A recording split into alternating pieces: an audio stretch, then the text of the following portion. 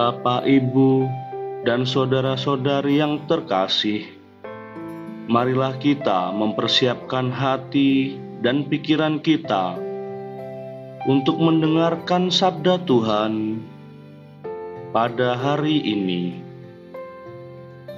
Jumat, 17 Juli 2020. Bacaan pertama. Bacaan dari kitab Yesaya bab 38 ayat 1-6. Dilanjutkan ayat 21-22 dan ayat 7-8. Pada waktu itu Hizkia, raja Yehuda, jatuh sakit dan hampir mati. Lalu datanglah Nabi Yesaya bin Amos dan berkata kepadanya, "Beginilah sabda Tuhan, sampaikanlah pesan terakhir kepada keluargamu, sebab engkau akan mati, tidak akan sembuh lagi." Lalu Hizkia memalingkan mukanya ke arah dinding, dan ia berdoa kepada Tuhan. Ia berkata, "Ya Tuhan, ingatlah kiranya bahwa aku telah hidup di hadapan-Mu dengan setia dan tulus hati, dan bahwa aku telah melakukan apa yang baik di hadapan-Mu." Kemudian menangislah Hizkia dengan sangat. Maka bersabdalah Tuhan kepada Yesaya, "Pergilah dan katakanlah kepada Hizkia, beginilah sabda Tuhan, Allah Daud, bapa leluhurmu. Telah kudengar doamu dan telah kulihat air matamu. Sungguh, aku akan memperpanjang hidupmu 15 tahun lagi, dan aku akan melepaskan engkau dan kota ini dari tangan Raja Asyur, dan aku akan melindungi kota ini."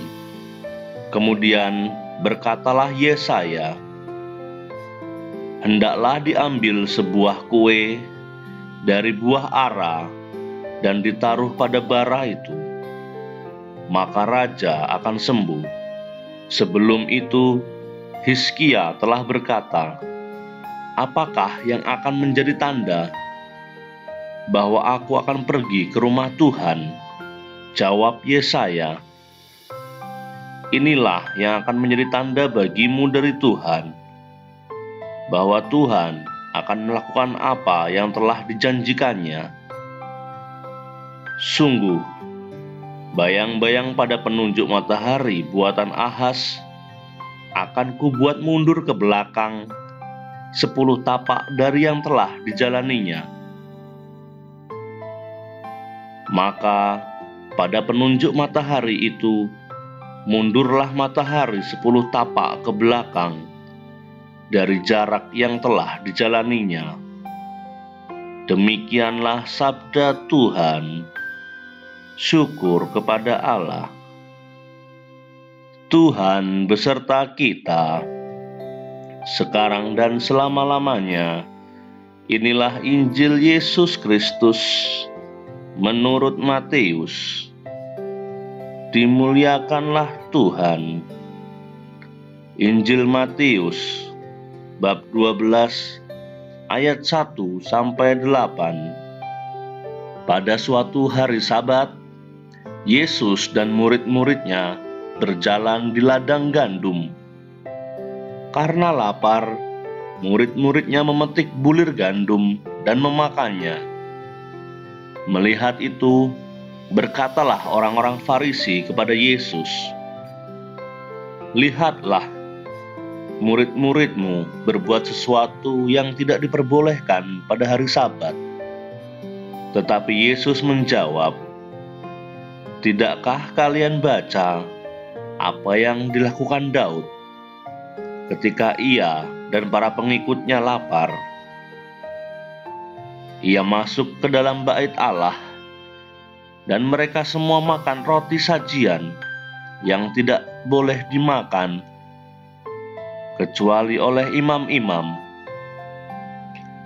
Atau tidakkah kalian baca dalam kitab Taurat? Pada hari-hari Sabat, imam-imam melanggar hukum Sabat di dalam bait Allah, namun tidak bersalah. Aku berkata kepadamu, di sini ada yang melebihi bait Allah.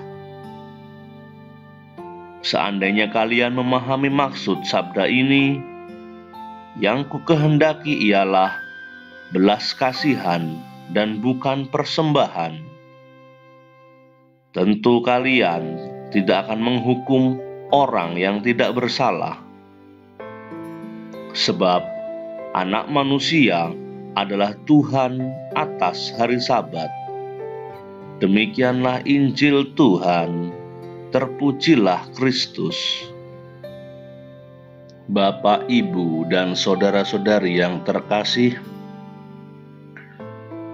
makan dan minum adalah kehidupan harian setiap makhluk hidup. Karena tanpa makan dan minum, makhluk hidup tidak akan mampu untuk bertahan hidup. Makan dan minum merupakan fenomena harian yang sekaligus menjadi masalah harian. Orang bisa dengan mudah marah karena kelaparan. Orang tidak mampu berpikir panjang untuk menemukan jalan keluar yang baik karena dalam situasi lapar. Situasi kelaparan akan menjadi pemicu pada permasalahan-permasalahan lainnya. Situasi kelaparan juga dialami oleh para murid Yesus. Perjalanan kaki yang panjang membuat mereka lapar dan memerlukan makanan. Hal tersebut membuat para murid memetik bulir gandum untuk mengisi perut mereka yang lapar. Sayangnya, hari itu adalah hari Sabat, hari di mana orang Yahudi berhenti dari melakukan kegiatan.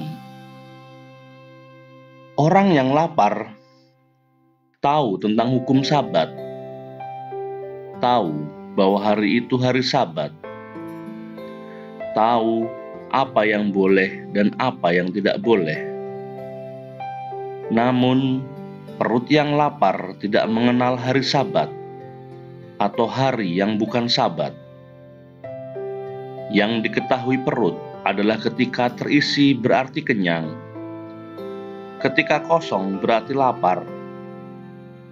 Situasi lapar hanya bisa disembuhkan dengan makan, bukan dengan aturan. Situasi kenyang berarti mereka dalam kondisi aman, dalam situasi yang lebih kuat dan lebih menguasai situasi.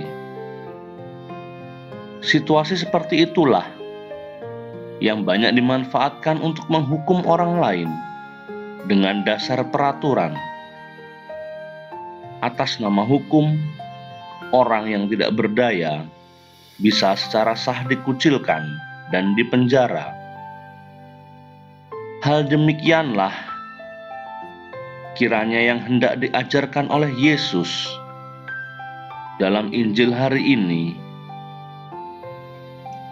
Yesus mengajar para rasul bahwa menjadi muridnya, hukum utama yang harus mereka jalankan adalah hukum kasih.